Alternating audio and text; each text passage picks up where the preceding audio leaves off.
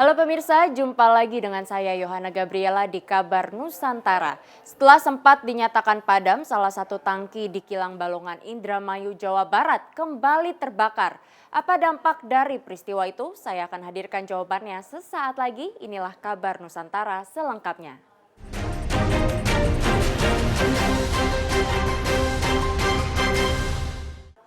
Seorang pria mencoba melempar korek api yang menyala ke mobil tangki Pertamina yang sedang mengisi pasokan BBM.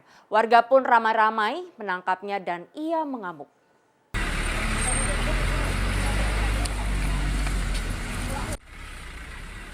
Pria ini meronta saat akan dibawa polisi ke Mapolsek Kelapa II. Namun ia akhirnya tak berkutik setelah habis tenaganya. Pria tanpa identitas ini baru saja ditangkap warga usai kedapatan melemparkan korek api yang menyala ke arah mobil tangki Pertamina yang sedang melakukan pengisian stok BBM di SPBU Kelapa II. Beruntung sopir truk tangki melihat aksi pria tersebut tepat waktu, sehingga sang sopir truk dapat mencegah korek api mencapai tangki truk.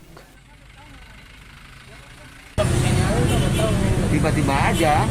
Tapi benar itu bak korek. Tadi kalian sih api udah lah, saya orang juga sini kan lagi virus panik. Tapi sempat nyala tuh apinya. Nyala kelihatan api udah sasir gitu. Pakai korek apa dia? Mas. Mas. Pakai korek apa dia? Nih, kebetulan koreknya.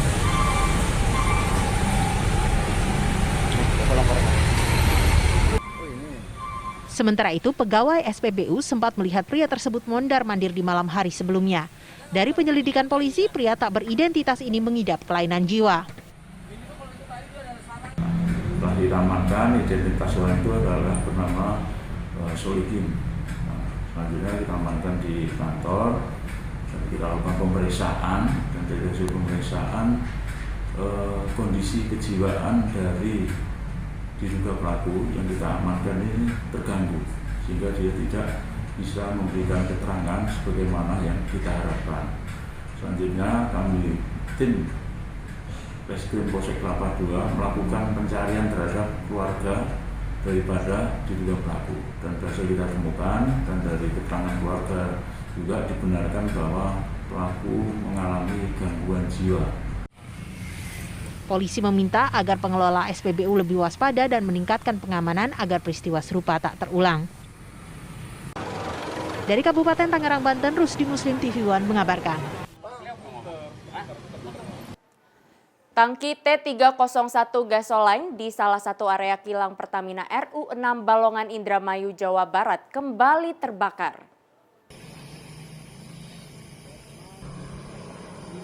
Setelah dinyatakan padam pada Rabu lalu, tangki T301 Gasoline di salah satu area kilang Pertamina RU6 Balongan kembali terbakar. Akibatnya warga berhamburan keluar rumah untuk menyelamatkan diri ke tempat yang lebih aman. Diduga masih adanya bahan bakar yang belum habis terbakar. Untuk mencegah jatuhnya korban, petugas dari Pertamina melakukan penutupan akses jalan menuju kota Indramayu, Cirebon. Karena tadi kemarinnya ada ledakan lagi, biasanya jadi perintah pimpinan harus ditutup dulu. Sampai kapan ini ditutup? Sampai normal ini. Iya, sampai normal. Berarti ini jalan Indramayu Cirebon ditutup lagi? Iya, tadi dilimpahkan ke sana, dialihkan ke sana. Nah, yang boleh lewat sini hanya untuk karyawan? Pertamina yang punya kepentingan. Oh, yang nggak punya kepentingan nggak boleh? Iya, yang punya kepentingan untuk nganuin ini. Banjir bandang menerjang Desa Dangkel, Kabupaten Temanggung, Jawa Tengah pada Kamis sore kemarin. Banjir besar yang terjadi tiba-tiba itu memorak-porandakan sebuah pesta pernikahan yang tengah berlangsung.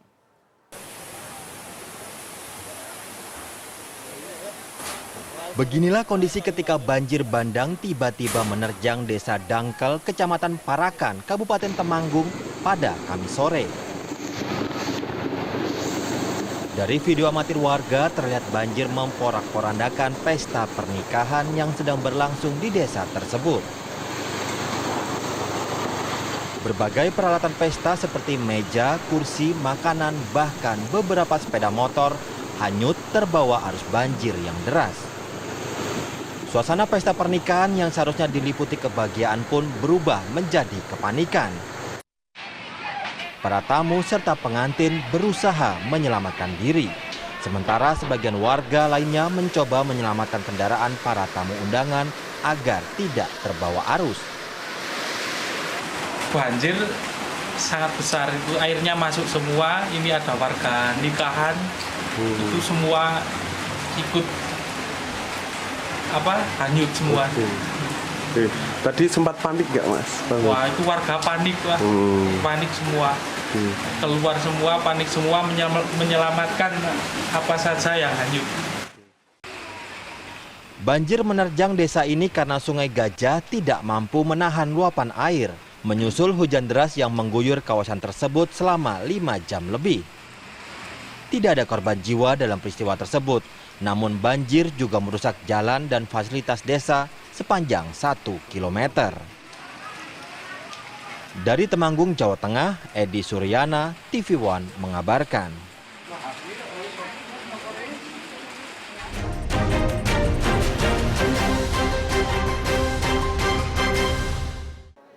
Polisi masih menyelidiki jenis senjata yang digunakan pelaku dalam melakukan teror di Mabes Polri. Sementara itu Presiden Joko Widodo meminta agar institusi Polri, TNI, dan BIN harus waspada terhadap aksi terorisme. Aksi teror terjadi di markas besar kepolisian di Jalan Trunojoyo, Jakarta Selatan kemarin sore. Pelaku melakukan teror dengan cara menodongkan dan menembakkan senjata kepada petugas kepolisian yang berjaga di dalam Mabes Polri. Pelaku akhirnya tewas setelah petugas melakukan tindakan tegas dan terukur. Pihak Polri mengklaim Zakiyah Aini bertindak atas inisiatif sendiri atau lone wolf dalam aksi teror di Mabes Polri kemarin. Namun Polri masih terus mendalami motif serta segala kemungkinan di balik tindakan perempuan muda berusia 25 tahun tersebut, termasuk jenis senjata yang digunakan untuk melakukan aksi teror di Mabes Polri. Orang ya Pak, yang konfirmasi hanya satu orang? Iya, Tidak ada ZA. pelaku lain ya Pak? Tidak ada, walaupun sekali lagi Densus mendalami kasus tersebut. Yang jelas ini masih didalami masalah senjatanya, karena juga ditemukan salah satu kartu tanda anggota dari sebuah klub menembak. Ya, Polri sedang mendalami, berkoordinasi juga dengan Perbakin, masalah klub ini sedang didalami. Jenis senjatanya Pak? Kenapa? Jenis senjatanya rakitan atau? Jenis senjatanya? Enggak, senjata benar itu ya. Masalah pengamanan, kita lihat nanti dari hasil audit, apabila memang ditemukan kekurangan, kelemahan, ini akan kita perbaiki ya. Mudah-mudahan hari ini sudah. Masalah pengamanan markas kepolisian tidak hanya di Mabes, tapi seluruh wilayah markas-markas kepolisian tentunya pengamanannya akan lebih baik lagi. Ya.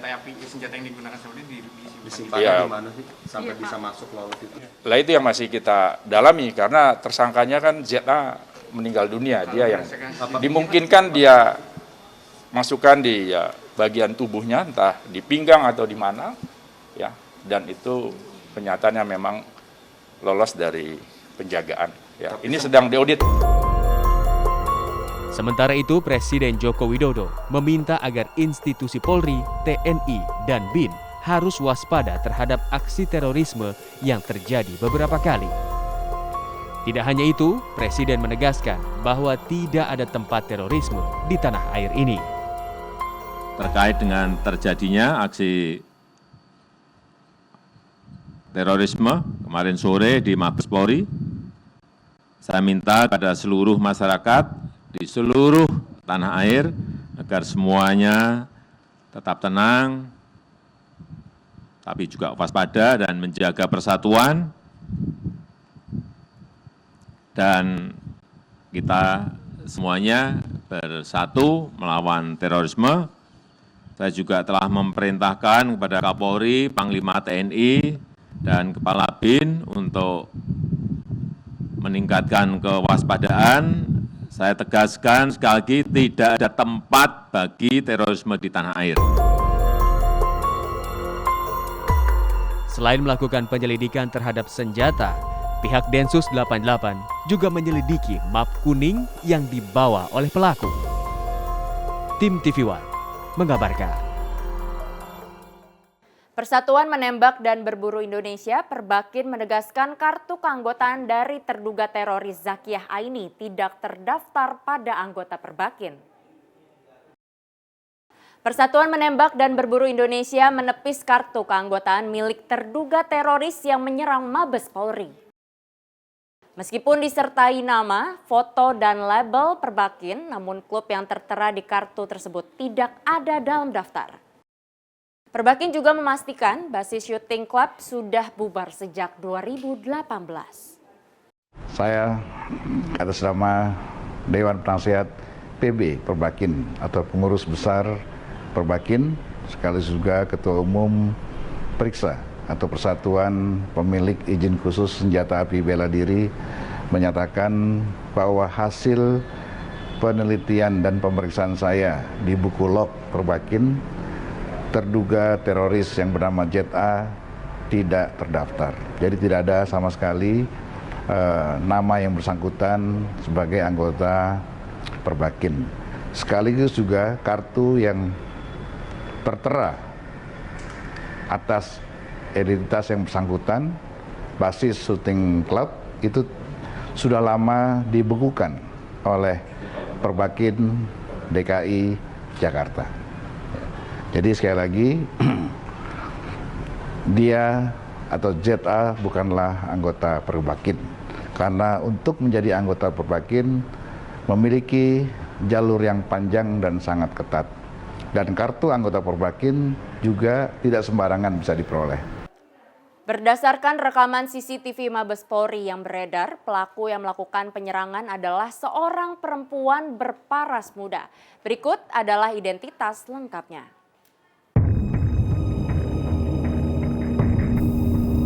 Inilah sosok perempuan berkerudung biru yang melakukan penyerangan di Mabes Polri. Dari rekaman CCTV yang beredar, perempuan yang melakukan penyerangan terlihat berparas muda. Tak butuh waktu lama bagi polisi mengetahui identitas pelaku penyerangan di jantung institusi Polri tersebut. Kapolri Jenderal Listio Sigit Prabowo menyatakan pelaku diketahui berinisial ZA berusia 25 tahun. Perempuan kelahiran 14 September 1995 itu adalah warga Ciracas, Jakarta Timur. ZA diketahui belum menikah dan tidak menyelesaikan kuliahnya karena drop out di semester 5. Dari hasil olah TKP ditemukan identitas yang bersangkutan bernama ZA, umur 25 tahun, alamat di Jalan Lapangan Tembak, Kelapa II Wetan, Kecamatan Ciracas. Yang bersangkutan ini adalah tersangka atau pelaku lone wolf yang berideologi radikal ISIS yang dibuktikan dengan postingan yang bersangkutan di sosial media. Tersangka ini mantan mahasiswa di salah satu kampus dan drop out pada saat di semester 5. Dari hasil penyelidikan sementara, ZA dikategorikan sebagai lone wolf atau pelaku yang bergerak sendiri. Menurut polisi, ZA berideologi kelompok radikal ISIS. Hingga kini, polisi masih menyelidiki asal-usul senjata yang digunakan oleh pelaku ZA. Sesaat setelah kejadian, kartu identitas keanggotaan basis Shooting Club Persatuan Berburu dan Menembak Seluruh Indonesia Perbakin diduga milik ZA beredar di media sosial. Tim TV One mengabarkan.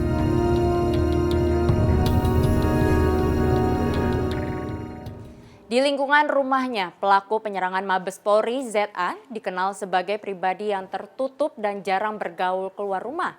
Berbeda dengan orang tua pelaku yang dikenal cukup aktif dan mempunyai hubungan baik dengan para tetangga sekitar.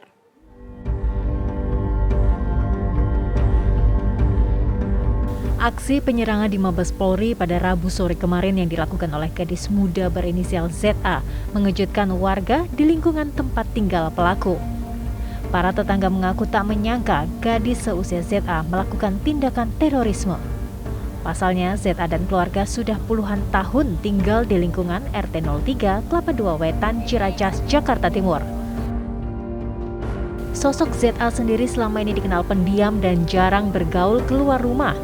Sementara orang tua dan keluarga pelaku dikenal baik dan aktif di lingkungan sekitar. Sebenarnya saya orang ini yang nggak pernah ketemu, dia orangnya terkurung di dalam. Kata abangnya aja kalau dia keluar itu, tersangka itu pan di teras berapa menit masuk ke dalam lagi, ke kamar lagi. Pokoknya betahnya di ini. Di kamar gitu. Di kamar itu. Makanya jarang buat sosialisasi. Nggak pernah dia. Kalau kayak lebaran gitu keliling nggak suka? Nggak pernah dia. Nggak pernah sama kayak tertutup gitu ya. Kalau ZA masa kecilnya kita kenal, tapi selagi dia udah tamat SMA, kita jarang ketemu sama dia. Kita nggak tahu keberadaannya, taunya kuliah aja gitu. Tapi kuliah di mananya Ibu tahu atau enggak? Saya nggak tahu dia di mana kuliah ya, tapi kalau kita sedang berpapasan, nanya dia mau berangkat nih, iya kuliah tan gitu. Gitu aja. Kalau sama Saskianya orangnya tertutup sih. Tutup ya? Orang tuanya baik, bertetangga, sosialisasi baik. ZA tewas tertembak usai baku tembak dengan petugas kepolisian di dalam area Mabes Polri. Jenazah ZA langsung dibawa ke tempat pemakaman umum Pondok Rangon untuk dimakamkan. Dari Jakarta, Ray Farandi, Bayu Rustam, TV One mengabarkan.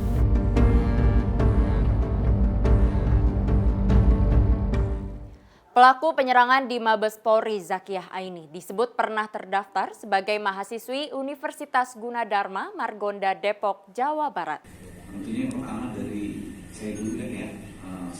Wakil Rektor Bidang Kemahasiswaan Universitas Gunadarma, Irwan Bastian, membenarkan Zakiyah Aini pernah terdaftar sebagai mahasiswi pada tahun 2013. Selama mengikuti perkuliahan, Zakiyah memiliki nilai yang baik dengan indeks prestasi kumulatif rata-rata 3,2. Namun yang bersangkutan pada tahun 2015 mengajukan cuti dan tidak pernah masuk kuliah lagi hingga pihak kampus menjatuhkan sanksi drop out kepadanya. Berinisial ZA memang benar pernah kuliah di Gunadarma, hanya saja keaktifan yang bersangkutan hanya sampai semester 4. Jadi yang bersangkutan itu masuk tahun 2013. Polisi menemukan surat wasiat yang diduga ditulis oleh ZA pelaku teror di Mabes Polri. Surat tersebut mirip dengan yang ditinggalkan oleh pelaku bom bunuh diri di Gereja Katedral Makassar. Barang bukti surat wasiat yang diduga ditulis oleh pelaku dalam kasus bom bunuh diri di Gereja Katedral Makassar dan penyerangan di Mabes Polri yang ditemukan polisi memiliki sejumlah kemiripan. Kedua surat wasiat sama-sama ditulis menggunakan tangan di secari kertas. Polanya pun serupa, ditujukan kepada orang tua masing-masing pelaku. Dari segi isi surat, baik pelaku bom bunuh diri di Gereja Katedral dan penyerangan di Mabes Polri meninggalkan pesan yang sama kepada keluarga mereka. Kedua pelaku memulai surat wasiatnya dengan meminta maaf kepada keluarga atas keputusan yang mereka ambil. Mereka kemudian sama-sama berpesan kepada keluarga agar selalu beribadah dan tidak meninggalkan sholat. Pelaku juga meminta orang tua mereka agar berhenti berhubungan dengan institusi perbankan karena riba dan tidak diridhoi. Kesamaannya itu mohon maaf kepada orang tua, kemudian ini pilihan terbaik.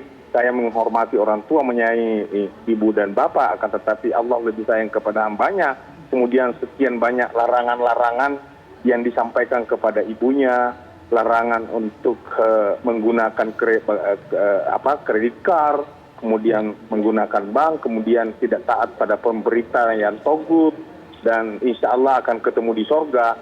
Dan memang itu yang menapaki kenapa mereka dengan berani melakukan aksi tanpa rasa ragu dan takut untuk melakukan penyerangan. Jadi penyerangan di rumah ibadah, penyerangan di di kantor kepolisian itu hanya dijadikan alasan agar dia cepat meninggal dan syahid masuk surga ketemu bidadari. Tapi nggak tahu lah bagaimana kalau perempuan yang meninggal, apa bidadari yang menunggunya.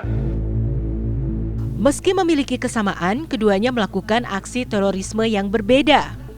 Jika di Makassar, pelaku diketahui menjadi bagian jaringan teroris JAD. Namun, pelaku yang beraksi di Mabes Polri diketahui sebagai lone wolf atau pelaku yang bergerak sendiri. Tim TV One mengabarkan.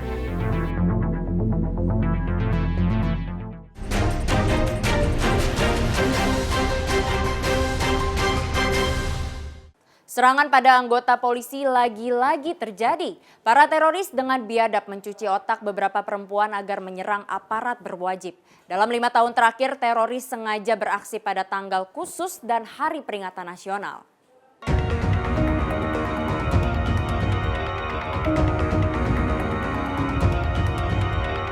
Kelompok teroris tak henti-hentinya menyerang para penegak hukum. Serangan teroris ke Markas Besar Kepolisian Republik Indonesia 31 Maret 2021 yang juga menjadi kantor Kapolri sungguh mengejutkan. Terlebih lagi, teroris yang ditembak mati adalah wanita. Setelah masuk dari gerbang belakang sambil berjalan menuju kantor Kapolri, perempuan ini menembakkan pistolnya 6 kali ke arah polisi yang bertugas. Selang beberapa lama, Zakia Aini dilumpuhkan petugas dengan tindakan tegas. Map kuning dibawa terlempar, senpi yang dibawa terjatuh, dan perempuan itu pun terkulai dengan jilbab warna biru menutupi wajahnya. Kapolri Jenderal Listio Sigit Prabowo menyatakan teroris wanita ini bernama Zakia Aini berusia 25 tahun. Perempuan kelahiran 14 September 1995 itu adalah warga Ciracas, Jakarta Timur dan pendukung kelompok teroris ISIS.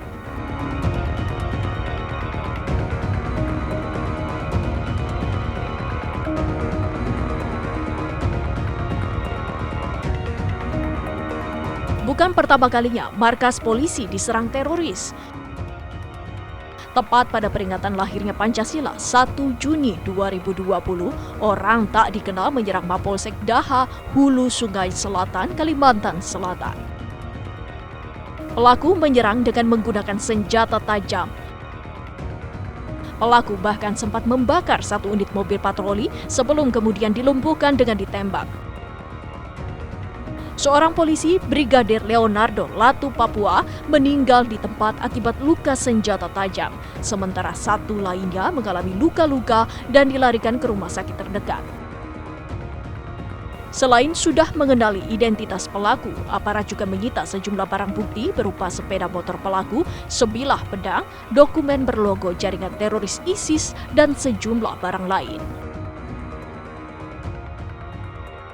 Teroris sengaja memilih peringatan nasional sebagai tanggal penyerangan mereka. Pada 17 Agustus 2019, lagi-lagi polisi menjadi sasaran. Seorang polisi menjadi korban penusukan oleh orang tak dikenal saat bertugas di kantor Polsek Wonokromo, Surabaya, Jawa Timur. Korban ditusuk saat pelaku berpura-pura membuat laporan dan seketika menusuk menggunakan senjata tajam. Menurut Kapolrestabes Surabaya, pelaku langsung menyerang dengan meloncat lalu kemudian menusuk petugas. Polisi juga sudah menyita sejumlah barang bukti milik pelaku, di antaranya senjata tajam dan senjata airgun. Sementara itu, pasca penyerangan anggota Polsek Wonokromo, petugas kepolisian termasuk Densus 88 langsung menggeledah rumah kos pelaku di Jalan Sido Sermo, Surabaya. Pelaku yang diketahui bernama Imam Mustafa ini sudah tinggal di kawasan tersebut sejak 5 tahun lalu bersama istri dan anaknya. Sehari-hari, pelaku berdagang makanan ringan yang diantar ke warung-warung. Tak hanya saat peringatan nasional, kelompok teroris kembali menjadikan polisi sebagai target bahkan saat Idul Fitri di bulan suci Ramadan. Pada 3 Juni 2019, sebuah pos polisi di perbatasan Sukoharjo, Karanganyar, Solo menjadi sasaran ledakan. Pelaku peledakan diketahui mengalami luka parah dan dilarikan ke rumah sakit setempat. Pelaku bom bunuh diri bernama Rofik Asharudin dan menderita luka parah akibat pecahan bom di tubuhnya. Kelompok teroris tak henti-hentinya menyerang para penegak hukum. Pada 8 hingga 10 Mei 2018, sebuah peristiwa kerusuhan terjadi di markas Korps Brigade Mobil di Depok, Jawa Barat. Sebanyak 155 narapidana terorisme menyandra polisi yang bertugas pada sel khusus teroris. Peristiwa ini sangat mengejutkan karena para teroris menguasai markas polisi. Bahkan ada seorang simpatisan yang nekat datang ke Makobrimob dan menusuk seorang polisi hingga tewas di luar Makobrimob. 5 polisi gugur dalam teror di markas Brimob ini, sementara 4 teroris dilaporkan tewas. 3 hari setelah peristiwa di markas polisi tersebut menyulut teror lebih besar di Surabaya, Jawa Timur. Teror di Surabaya tahun 2018 merupakan rangkaian meledaknya bom di berbagai tempat di Surabaya dan Sidoarjo, Jawa Timur pada 13 dan 14 Mei 2018. 3 bom meledak di 3 gereja, yaitu Gereja Santa Maria Tabercela, GKI Diponegoro, dan Gereja Pantai Kosta Pusat Surabaya. Ketiganya meledak hampir bersamaan di hari Minggu pagi 13 Mei 2018. 2 bom dibawa dalam tas teroris dan diledakkan saat mendekat gereja. Sementara 1 bom dipasang dalam mobil yang menabrak gerbang gereja hingga meledak. Pelaku dari serangan bom di gereja Surabaya dilakukan satu keluarga beranggotakan 6 orang. Dita Upriyanto bersama istrinya Puji Kuswati mengajak 4 anaknya untuk melakukan tindakan teror. Kapolri saat itu, Jenderal Polisi Tito Karnavian dalam konferensi persnya menyatakan bahwa keluarga ini baru datang dari Suriah dan merupakan simpatisan negara Islam Irak dan Suriah atau ISIS. Mereka juga anggota jaringan Jamaah Ansarut Daulah JAD dan Jamaah Ansarut Tauhid JAT. Pada hari yang sama pukul 8 malam, terjadi ledakan di rumah susun sederhana Wonocolo, kawasan Sepanjang, Sidoarjo, Jawa Timur. Ledakan tersebut merupakan bom rakitan. Polisi menemukan Anton Febrianto memegang alat pemicu bom. Teroris ini mengorbankan istri dan anak tertuanya dalam meledakan bom. Ternyata ulah teroris di Surabaya masih belum usai. 24 jam dari ledakan bom pertama, sebuah bom kembali meledak di markas polisi Surabaya. Senin 14 Mei 2018 pukul 8:50 waktu Indonesia Barat, sebuah ledakan terdengar di depan Polrestabes Surabaya. Berdasarkan rekaman CCTV, ledakan terjadi di pintu gerbang Polrestabes Surabaya ketika sebuah mobil minibus dan 2 buah sepeda motor akan diperiksa petugas. Ledakan berasal dari sepeda motor yang dikendarai sepasang suami istri bersama anaknya. Tindakan teroris makin kejam karena rela mengorbankan nyawa keluarganya sendiri. Sepekan kemudian, para teroris kembali mengincar anggota polisi. Serangan teroris terjadi di markas polisi daerah Riau pada Rabu 16 Mei 2018 sekitar pukul 9 pagi ketika Kapolda Riau berencana menggelar konferensi pers mengenai pengungkapan kasus dan pemusnahan barang bukti narkoba. Penyerangan dilakukan menggunakan mobil berwarna putih yang menerobos masuk melalui gerbang utara Mapolda Riau. Setelah merangsek masuk, 4 pengemudi dan penumpang keluar dengan mengenakan topeng, menghunuskan pedang dan menyerang polisi yang berjaga. Seorang anggota Polda Riau serta 2 wartawan terluka akibat serangan ini.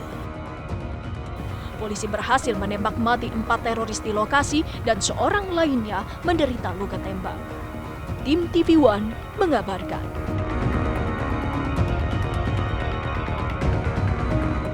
30 menit sudah saya menemani Anda. Jangan lupa untuk kembali menyaksikan Kabar Nusantara setiap Senin sampai Jumat yang di streaming live di tv1news.com. Saya Yohana Gabriela pamit, terima kasih dan sampai jumpa.